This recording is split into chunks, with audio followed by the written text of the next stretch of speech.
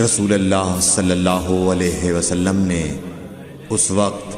جب آپ کے گرد صحابہ کی ایک جماعت بیٹھی ہوئی تھی فرمایا کہ مجھ سے بیعت کرو اس بات پر کہ اللہ کے ساتھ کسی کو شریک نہ کرو گے، چوری نہ کرو گے، زنا نہ کرو گے،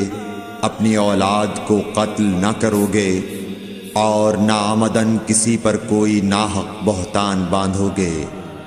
اور کسی بھی اچھی بات میں اللہ کی نافرمانی نہ کرو گے۔ جو کوئی تم میں اس عہد کو پورا کرے گا تو اس کا ثواب اللہ کے ذمے ہے، اور جو کوئی ان بری باتوں میں سے کسی کا ارتکاب کرے اور اسے دنیا میں اسلامی قانون کے تحت سزا دے دی گئی تو یہ سزا اس کے گناہوں کے لیے بدلہ ہو جائے گی، اور جو کوئی ان میں سے کسی بات میں مبتلا ہو گیا اور اللہ نے اس کے گناہ کو چھپا لیا تو پھر اس کا معاملہ اللہ کے حوالے ہے، اگر چاہے معاف کرے اور اگر چاہے سزا دے دے۔ عبادہ کہتے ہیں کہ پھر ہم سب نے ان سب باتوں پر آپ صلی اللہ علیہ وسلم سے بیعت کر لی۔ صحیح بخاری